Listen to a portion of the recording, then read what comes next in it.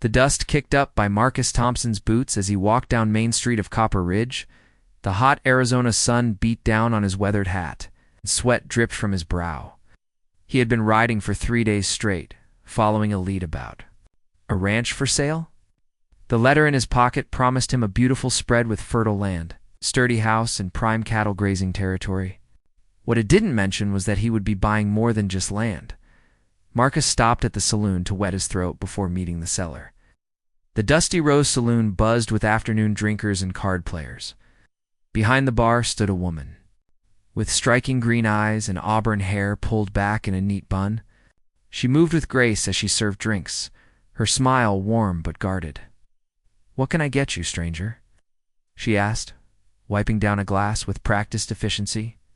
"Whiskey, neat," Marcus replied, studying her face.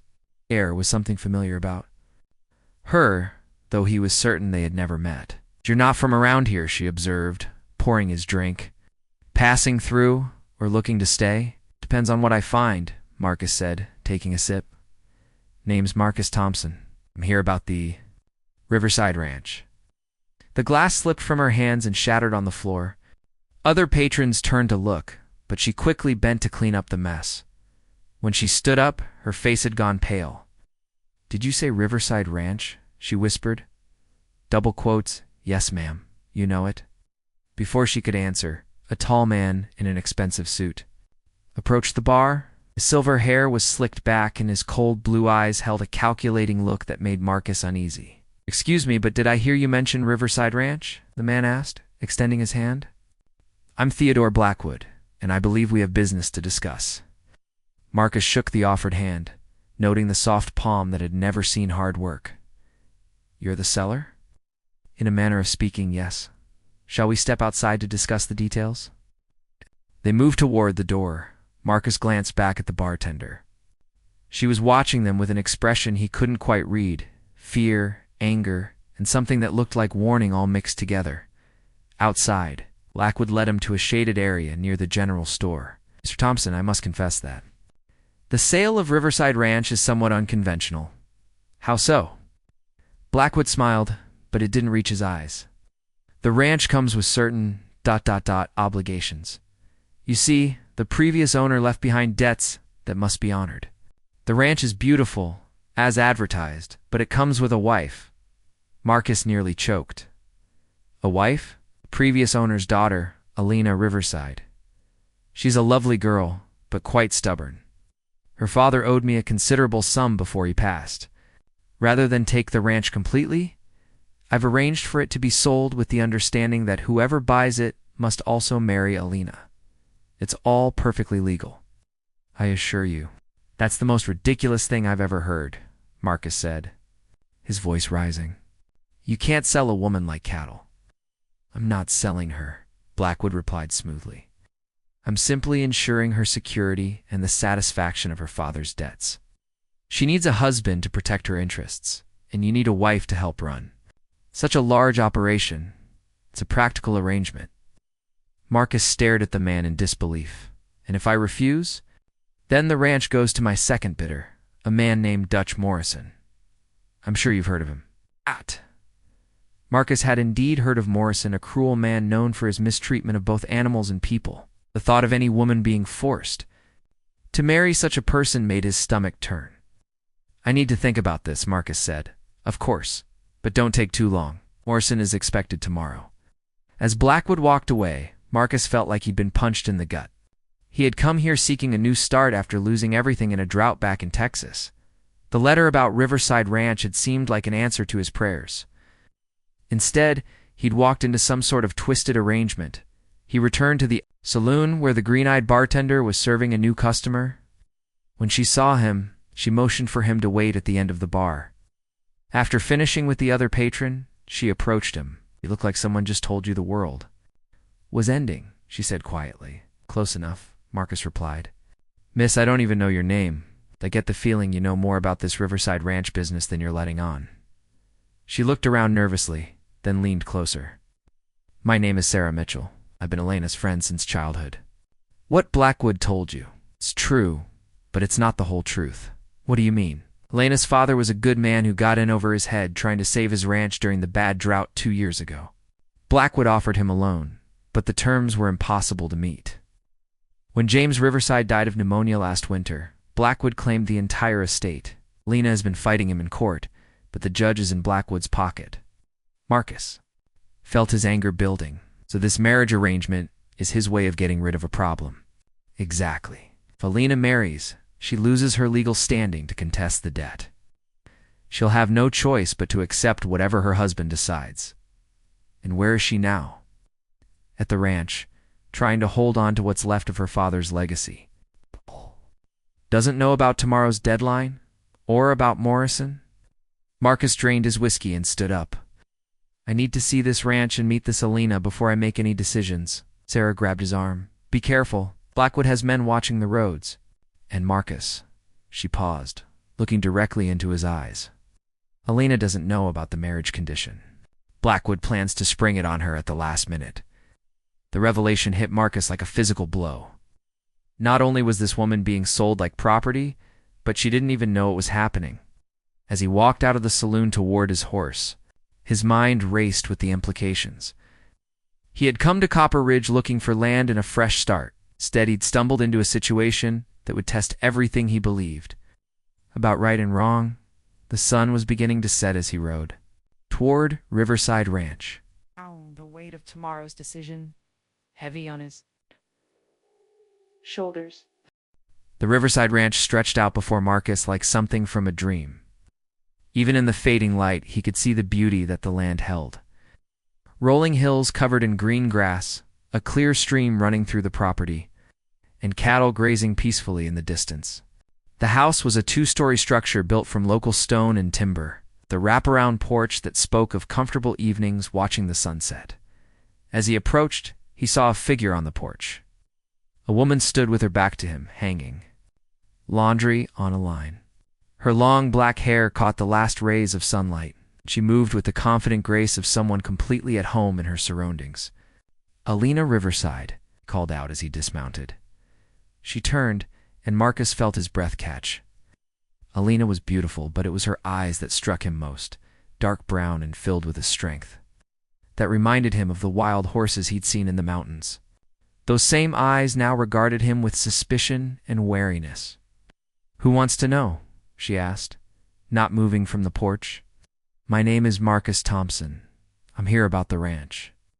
Her face darkened, and she stepped down from the porch, stopping just a few feet away from him. So you're another one of Blackwood's vultures, come to pick over what's left of my father's life. Actually, I came here because I was told the ranch was for sale. Elena laughed, but there was no humor in it. For sale? Is that what he's calling it now? She studied Marcus carefully, taking in his worn but clean clothes, the calloused hands of a working man, and the honest set of his shoulders. You don't look like the usual type Blackwood sends around. What's the usual type? Men who've forgotten what honor means, she said simply. Marcus removed his hat and ran his fingers through his hair. The situation was even more complicated than he'd imagined. Miss Riverside, I think there are things about this situation that both of us don't fully understand. Elena's expression softened slightly. Would you like some coffee? It's getting cold and you look like you've been riding. Hard, that would be kind of you. She led him inside, and Marcus was struck by the warmth of the home. The furniture was simple, but well made, and everywhere he looked, there were signs of the life that had been built here. Family photographs, books, a guitar leaning against one wall. It felt like a real home, not just a house. Elena busied herself, preparing coffee, and Marcus found himself watching her movements. There was something about the way she carried herself that spoke of both strength and grace. When she handed him the steaming cup, their fingers brushed briefly, and he felt an unexpected jolt of awareness. So, Mr. Thompson, what exactly did Blackwood tell you about purchasing this ranch? Marcus hesitated. Sarah had warned him that Elena didn't know about the marriage condition, but he was finding it difficult to lie to those honest brown eyes. He told me the ranch came with certain obligations. What kind of obligations? Before he could answer, the sound of approaching horses filled the air. Elena's face went white, and she moved quickly to the window. "It's Blackwood," she whispered, "with 3 of his men." Marcus joined her at the window and saw 4 riders approaching the house.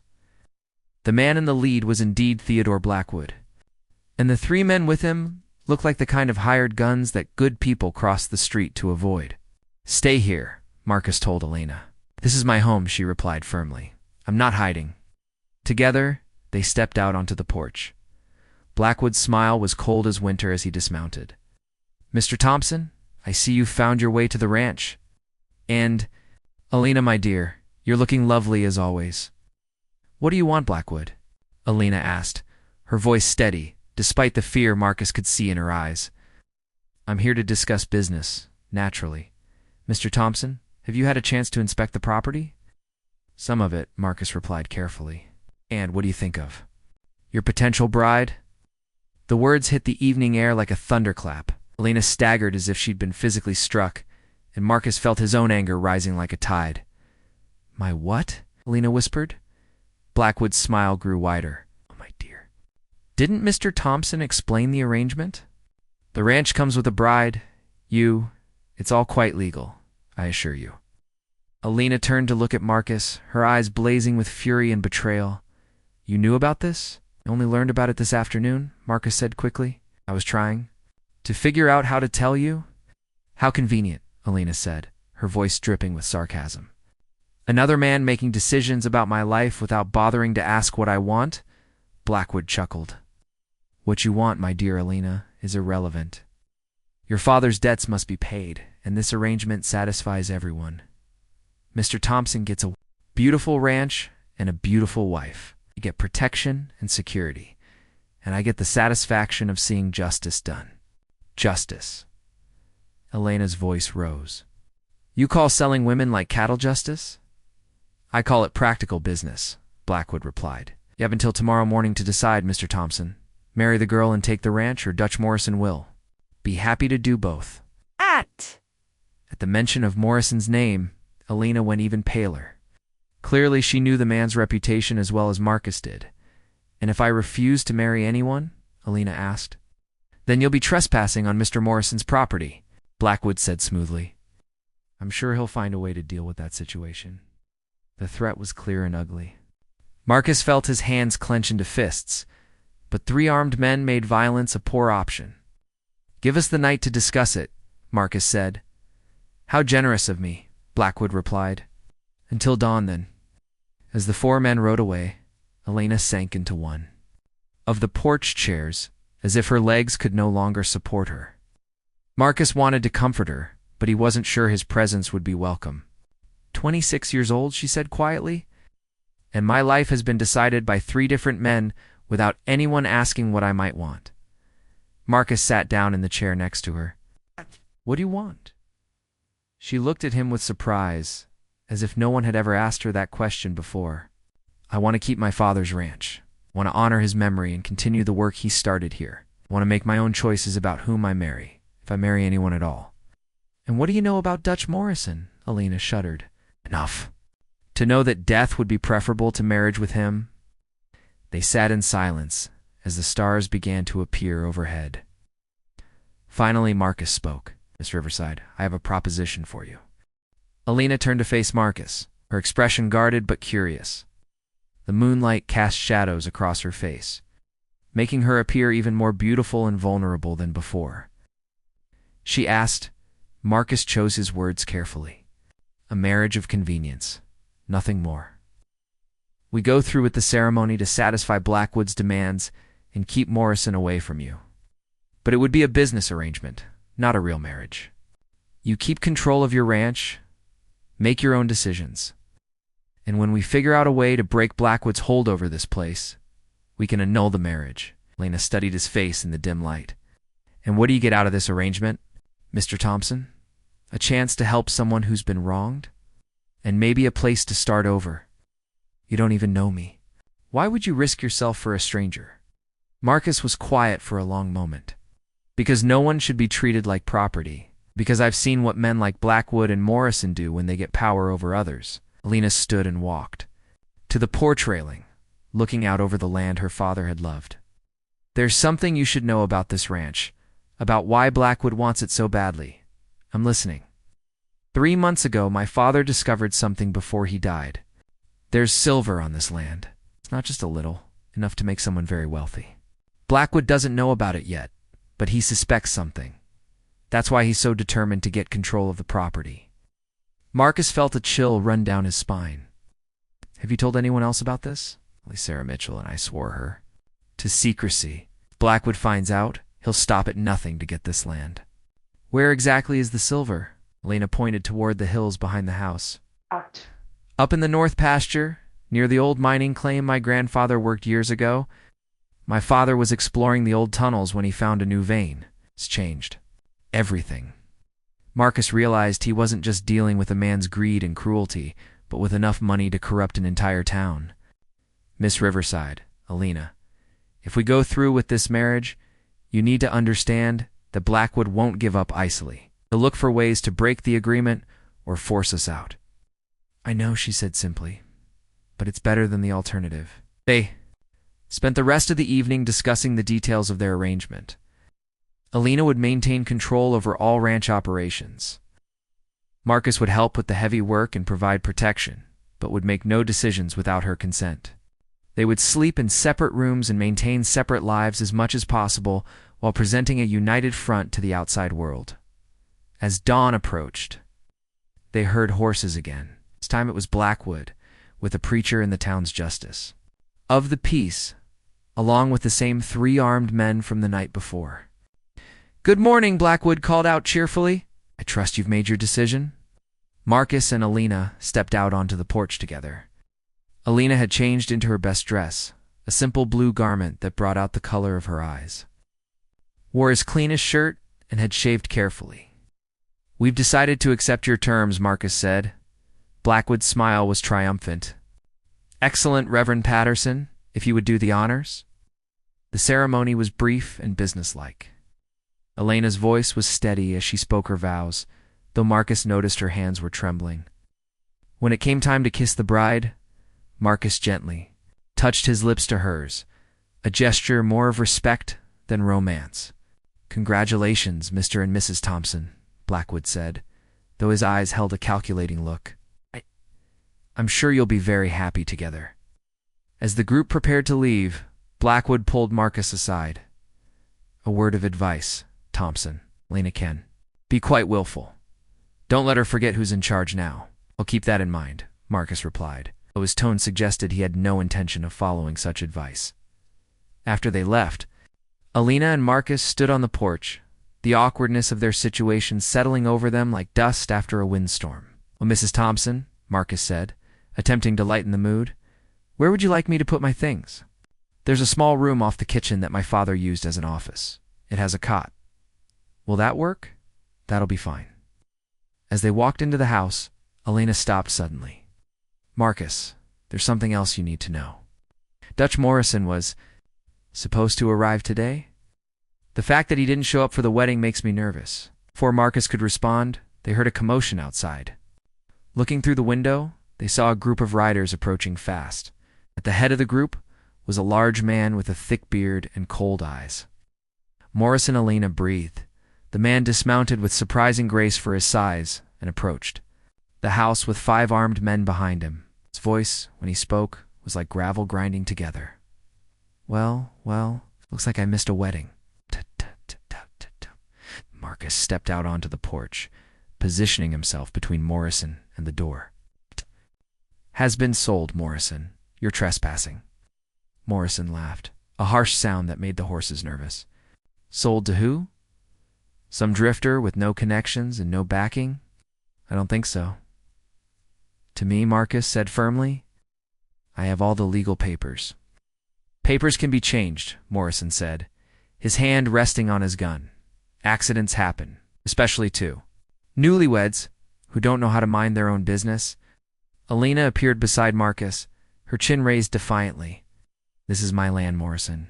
It was my father's before me, and it'll remain in my family. Morrison's eyes traveled over Elena in a way that made Marcus's blood boil. You're even prettier than I remembered. Elena, don't worry when your husband meets with an unfortunate accident. I'll take real good care of you." "Over my dead body," Marcus said quietly, but his words carried across the yard clearly. Morrison's smile was ugly. "That can be arranged." The tension in the air was thick enough to cut with a knife. Marcus calculated his chances. 6 men against 1 with Alina to protect. The odds were not in his favor. "Tell you what," Morrison said, as if he was being generous, "I'll give you 24 hours to reconsider. Pack up and leave, and no one gets hurt. Stay, and I'll make sure this ranch becomes available again real soon." With that threat hanging in the air, Morrison and his men rode away, but Marcus knew they wouldn't go far. He turned to Alina, who was pale but determined. "We need help," he said. "From who?" "Blackwood owns the sheriff, and most of the townspeople are too scared of Morrison to get involved." Marcus thought about Sarah Mitchell and her obvious concern for Alina. Maybe not everyone. That evening, Marcus rode into town alone, despite Elena's protests. The dusty Rose Saloon was busier than it had been the day before, filled with cowboys, drifters, and townsfolk trying to forget their troubles in whiskey and card games. Sarah Mitchell was behind the bar as usual, but her welcoming smile faded when she saw the grim expression on Marcus's face. "Something's wrong," she said quietly when he approached the bar. "Morrison paid us a visit after the wedding." Sarah's face went white. "The wedding? You went through with it?" "We didn't have much choice. But that's not why I'm here. I need to know who in this town might be willing to stand up to Morrison and Blackwood." Sarah glanced around nervously, then motioned for Marcus to follow her. To the back room behind the bar. The small space was cluttered with supplies and smelled of beer and tobacco. "You're asking people to risk their lives," Sarah said bluntly. "I'm asking people to do what's right. It's a luxury most folks around here can't afford. Morrison has killed 3 men in the past 2 years, and Blackwood owns half the businesses in town." Marcus leaned against a stack of crates. "What about the other half?" Sarah was quiet for a long moment, clearly wrestling with herself. Finally, she spoke. "There's Dr. William Hayes. He's been treating Morrison's victims for years, and he hates what this town has become. And Tom Bradley, who runs the general store. Morrison burned down his first shop when Tom refused to sell to him below cost. Anyone else? Maybe Father Miguel at the church? He's been speaking out against the corruption, though carefully. And there's Jake Wilson, the blacksmith. His brother was one of Morrison's victims." Marcus felt a spark of hope. "That's a start. Can you arrange for them to meet with Alina and me?" "It's dangerous, Marcus. If Blackwood finds out, ... If we don't try, Alina and I will be dead by tomorrow night, and Morrison will have the ranch. After that, how long before he decides he wants someone else's property?" Sarah nodded slowly. "There's an old abandoned church about 2 miles north of town. Meet us there at midnight." Marcus was preparing to leave when the saloon's main door burst open. Morrison strode in with 2 of his men, his eyes scanning the room until they found Marcus. "Well, if it isn't the brave bridegroom," Morrison called, out loudly, causing conversations to stop throughout the saloon. "How's married life treating you?" Marcus stepped out of the back room, acutely aware that every eye in the place was on him. "Fine, thank you." Morrison laughed and moved closer, his men flanking him. "You know, I've been thinking about our conversation today. Maybe I was too generous giving you 24 hours. Deal's a deal," Marcus said calmly, though his hand moved instinctively toward his gun. "See? That's where you're wrong," Morrison said, his voice carrying clearly through the innocent saloon. "I don't make deals with dead men." Challenge was clear, and Marcus knew that everyone in the room was waiting to see how he would respond. If he backed down, he would lose any chance of gaining support from the townspeople. If he accepted the challenge, he might not live to protect Alina. "I'm not dead yet," Marcus said quietly. Morrison's hand moved toward his gun. But before he could draw, an unexpected voice spoke from across the room. "That's enough." Everyone turned to see an elderly man standing near the bar. Dr. Hayes was thin and gray-haired, but his voice carried authority that made even Morrison pause. "This is a place of business, not a battleground," the doctor continued. "If you want to settle disputes, do it outside." Morrison's eyes narrowed dangerously. "Stay out of this, old man." "Or what? you'll add another patient to my practice." Dr. Hayes stepped forward. Marcus was surprised to see several other men in the saloon, moving to positions that would support the doctor if needed. Morrison looked around the room and seemed to realize that the mood had shifted. Whatever hold he thought he had over the townspeople was not as strong as he believed. "This isn't over," Morrison said to Marcus, then turned and walked out with his men. Dr. Hayes approached Marcus after Morrison left. "Son, you've got more courage than sense, but I respect that. Lena's a good woman, and her father was a good man. If you're really trying to help her, you might find you have more friends than you think." The meeting at the abandoned church proved more hopeful than Marcus had dared to expect. Dr. Hayes was there, along with Tom Bradley, Father Miguel, Jake Wilson, the blacksmith, and 2 other men Marcus hadn't met before. Sarah had also convinced a widow named Mrs. Catherine Foster to join them. Her late husband had been the town's previous sheriff before Blackwood had him replaced with a man more willing to look the other way. Alina had insisted on coming despite the danger, and she spoke passionately about her father's dream for the ranch and the town. "My father believed that Copper Ridge could be a place where honest people could build good lives. But men like Blackwood and Morrison want to turn it into their private kingdom. What exactly are you proposing?" Tom Bradley asked. Marcus outlined his plan. "We know Morrison won't wait much longer to make his move. When he does, we need to be ready. Dr. Hayes, can you get word to the territorial marshal?" "I can try, but it'll take days for help to arrive. Then we'll have to hold out until it does."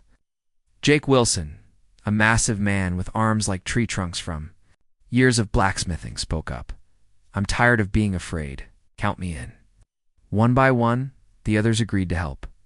They spent the next hour planning their defense of the ranch and discussing ways to gather evidence against Blackwood's illegal activities. As the meeting broke up, Father Miguel approached Marcus privately. "Son, there's something you should know. I heard Blackwood talking to the territorial judge last week. They're planning to declare your marriage invalid." "On what grounds?" "They claim Elena was coerced, and that the ceremony was conducted under duress. If they can prove that, Morrison can claim the ranch legally." Marcus felt his heart sink. "How long do we have?" "The judge is expected next week." As Marcus and Elena rode back to the ranch in the pre-dawn darkness, Elena was unusually quiet. "I'm thinking that we might have to make our marriage real if we want to save the ranch." Marcus nearly fell off his horse.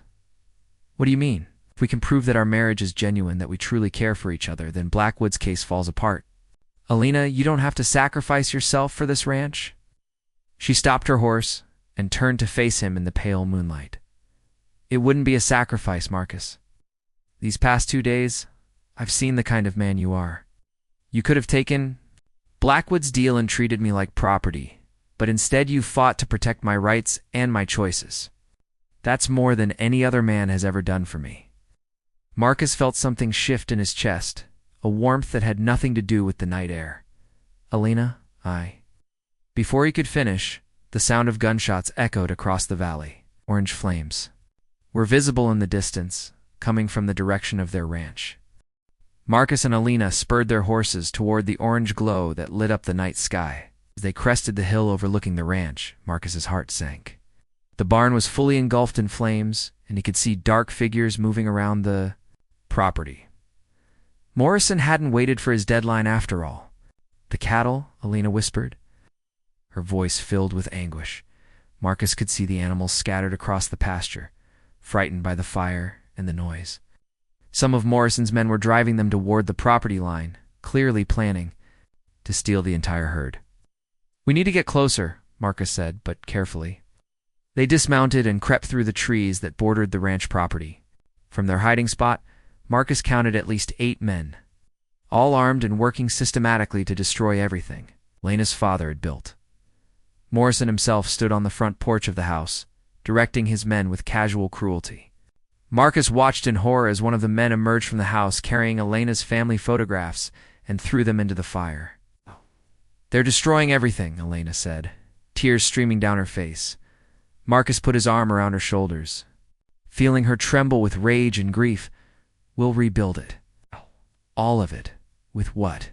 They're taking the cattle, burning the equipment. Even if we survive this, we'll have nothing left. Before Marcus could respond, they heard the sound of approaching horses. For a moment, Marcus feared it was more of Morrison's men, but then he recognized Jake Wilson's massive silhouette in the moonlight. Behind him rode Dr. Hayes, Tom Bradley, and a half-dozen other townspeople, all armed and grim-faced.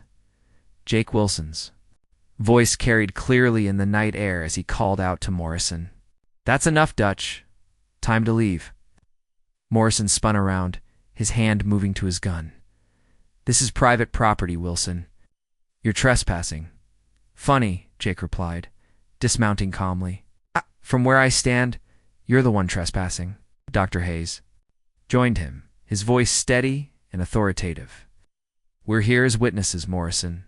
Whatever happens here tonight, the territorial marshal will hear about it." Morrison's laugh was ugly. "The marshal? By the time anyone gets here, these two will be long gone, and the ranch will belong to me fair and square." Actually, a new voice said from the darkness, "The marshal is already here." A tall man in a badge stepped into the firelight, followed by 6 deputy marshals. Marcus felt Alina sag with relief against him.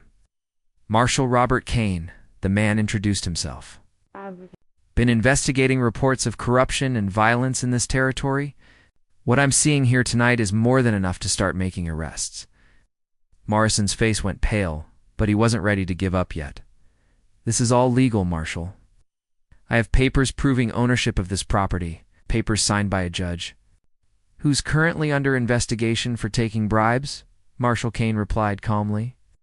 "Along with a certain Mr. Theodore Blackwood." The night suddenly filled with the sound of more horses, as additional law enforcement officers surrounded the property. Morrison's men, realizing they were outnumbered and outgunned, began laying down their weapons. But Morrison himself wasn't finished. His eyes found Marcus and Elena in the trees, and his hand moved toward his gun with deadly intent. "If I can't have the ranch, then nobody can," he snarled. Drawing his weapon, Marcus pushed Elena behind a tree and drew his own gun. But Morrison was already firing. The bullet splintered the bark inches from Elena's head. Jake Wilson charged Morrison from the side, his massive frame absorbing a bullet meant for Marcus. The blacksmith's momentum carried him into Morrison, and both men went down hard. The fight was brief, but vicious. Morrison was quick and deadly, but Jake Wilson's strength was legendary. When the dust settled, Morrison was unconscious, and Jake Wilson was bleeding from a shoulder wound. "Get Dr. Hayes over here," Marcus called out, helping. Jake to his feet as the doctor tended to the wounded blacksmith, Marshal Kane approached Marcus and Elena. "Mr. and Mrs. Thompson, I presume?" "Yes, sir," Marcus replied. "I've been looking forward to meeting you. Your friend Sarah Mitchell sent word about the situation here. She's quite persuasive when it comes to describing injustice." Elena stepped forward, still shaky from the night's events. "Marshal, what about our marriage?" "Blackwood claimed it wasn't legal. From what I've learned about Mr. Blackwood's activities, I wouldn't trust him to tell me the sun rises in the east. Your marriage is perfectly legal. The real question is whether you'll have anything left to build a life on?" Marcus looked around at the burning barn, the scattered cattle, and the damage to the house. It seemed overwhelming, but then he felt Elena's hands slip into his, her fingers intertwining with his own. "We'll rebuild," she said firmly, echoing his earlier words to her. "Together." Marshal Kane smiled at the determination in her voice. "You'll have help. The territorial government has authorized compensation for victims of Blackwood's schemes, and Morrison's assets will be seized to pay for the damage he's caused." Tom Bradley approached them, his hat in his hands. "Elena, Marcus, the whole town wants to help? Your father was good to all of us. It's time we returned the favor." As the night wore on, more townspeople arrived. Word had spread quickly about the confrontation, and it seemed like half of Copper Ridge had come to offer assistance. Women brought coffee and food for the men fighting the fire. Men formed bucket brigades and worked to save what they could. Of the house, an OUTBUILDINGS, Mrs. Catherine Foster, the sheriff's widow, took charge of organizing the relief efforts with the efficiency of someone who had managed crisis before. Alina dear, you and Marcus can stay in my spare room until we can get your house repaired. Father Miguel appeared with several members of his congregation, all carrying tools and supplies. We'll start rebuilding tomorrow, he announced. Community won't let good people suffer alone. As dawn broke over the valley, Marcus surveyed the damage in full daylight. The barn was a total loss, and the house had suffered significant damage, but the foundation was solid.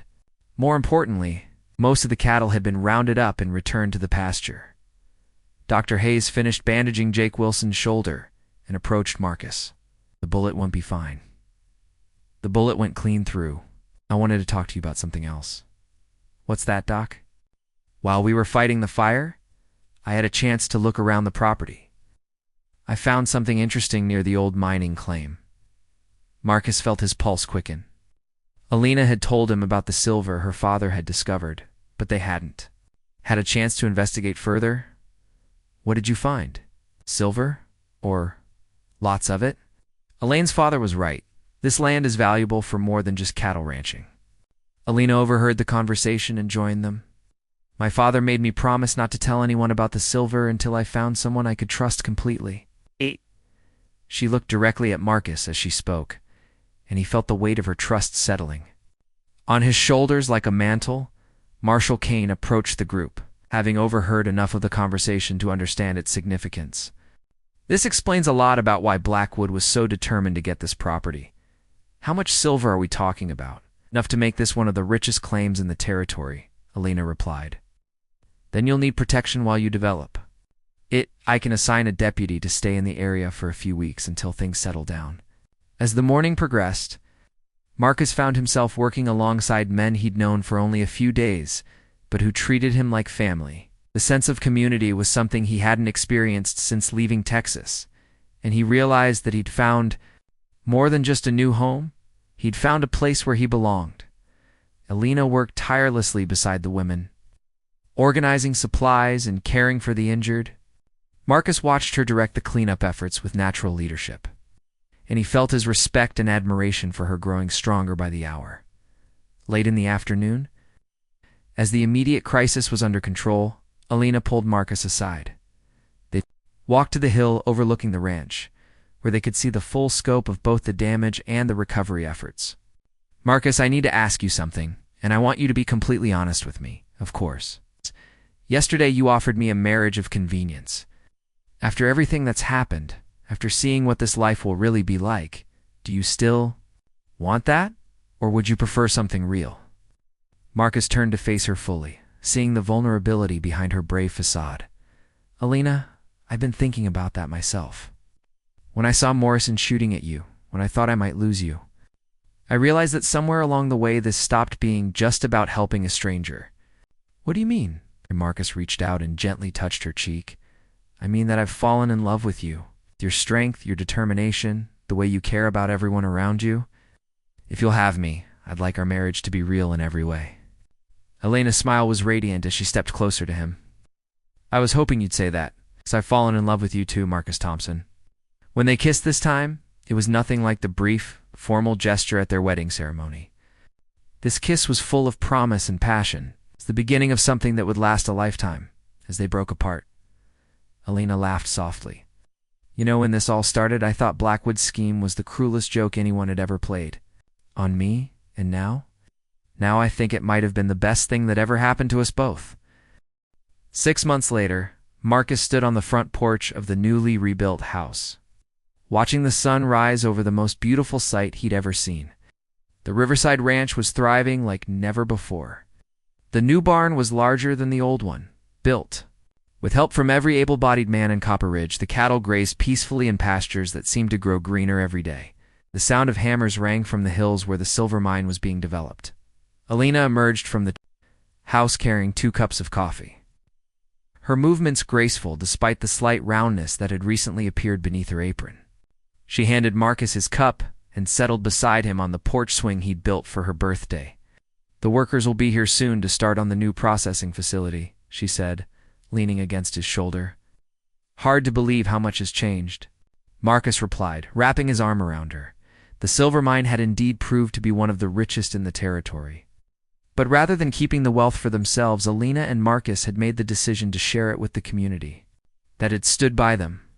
They'd invested in new businesses, helped families buy their own land, turned Copper Ridge into a thriving town that attracted honest settlers from across the territory. Theodore Blackwood was serving 10 years in territorial prison for fraud, corruption, and conspiracy. The judge who had been in his pocket was also behind bars. Dutch Morrison had been sentenced to 15 years for attempted murder, arson, and cattle theft. His surviving men had scattered 2 other territories, wanting no part of a place where the law was actually enforced.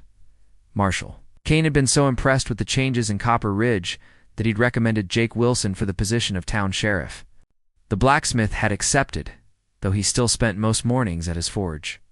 Claiming that the sound of hammer on anvil helped him think through difficult problems, Sarah Mitchell had surprised everyone by accepting Tom Bradley's proposal of marriage.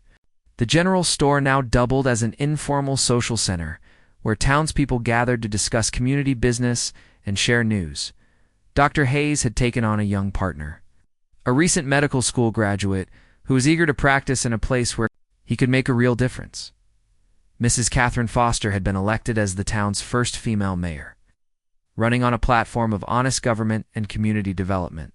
Father Miguel had overseen the construction of a new church, built with silver money but designed to welcome people of all faiths. The old abandoned church where they'd held their secret meeting had been converted into a school. "Do you ever regret it?" Alina asked, interrupting Marcus's thoughts. "Giving up your plans to move on? Settling down in one place?" Marcus set down his coffee cup and turned to face his wife. "Alina Thompson, marrying you was the best decision I ever made. Building this life with you, being part of this community, I never knew I wanted these things until I found them." Alina smiled and placed her hand over her still small belly. "And how do you feel about expanding our family?" "Terrified and thrilled in equal measure," Marcus admitted. "But mostly grateful that our child will grow up in a place where good people look out for each other." The sound of approaching horses drew their attention to the road. A familiar figure was riding toward the house, but this time there was nothing threatening about his approach. Marshall Kane had become a regular visitor, often stopping by to check on the town's progress and share news from the territorial capital. "Morning, Marcus, Alina," the marshal called out as he dismounted. "Hope I'm not interrupting anything important." "Just enjoying the peace and quiet," Alina replied. "Coffee?" "Don't mind if I do." As Alina went inside to fetch another cup, Marshall Kane joined Marcus on the porch. "I have some news from the capital that I thought you'd want to hear." Good. News or bad news depends on your perspective. The territorial governor has been so impressed with what's happened here in Copper Ridge that he wants to use your town as a model for other communities. He's planning to visit next month to see the changes firsthand. Marcus felt a familiar tightness in his chest. That sounds like the kind of attention that might bring unwanted complications. "Actually, I think it'll bring good things." The governor is talking about establishing a new territorial bank here, maybe even moving the district courthouse to Copper Ridge. It would mean more business, more opportunities for everyone. Alina returned with the coffee and caught the end of the conversation. "More opportunities sound wonderful, but I hope it doesn't change the character of what we've built here." "That'll be up to folks like you to make sure it doesn't," Marshall Kane replied. "Communities grow and change. The question is whether they grow in the right direction." After the marshal left, Marcus and Alina spent the morning riding through their property, checking on the cattle and inspecting the mine operations. The silver was flowing steadily now, providing wealth that seemed almost unreal compared to the struggles they'd faced just months before as they crested the hill where they'd shared their first real kiss. Alina stopped her horse and looked back at the ranch spread out below them. "My father would be proud," she said softly. "He would be. We've honored his dream and built something even better than he imagined."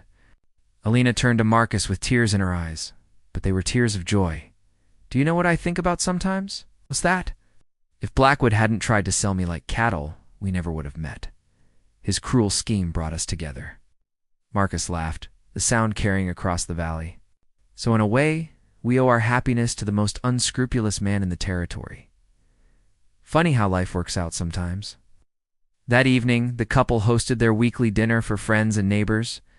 The dining room table that had once seemed too Large for just Alina was now crowded with the faces of people who had become family. Jake and his new wife, Sarah and Tom Bradley, Dr. Hayes and his young partner. Father Miguel, Mrs. Foster, and a dozen others filled the house with laughter and conversation. As Marcus looked around the table, he was struck by the realization that what had started as a desperate arrangement between strangers had grown into something much larger. They hadn't just saved a ranch or built a successful business, they'd created a community. Based on mutual respect and shared values. After the guests left, Marcus and Alina sat on their porch swing, watching the stars appear in the clear night sky.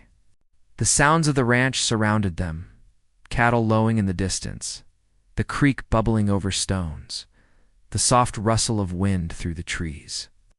Alina said quietly, "Do you think we'll be able to keep this? All of it, the ranch, the community, the life we've built." Marcus tightened his arms around her, feeling the solid reality of her presence against him. "I think we'll keep what matters most. The rest we'll take as it comes, together." Alina smiled and settled more comfortably against his chest. Together sounds perfect.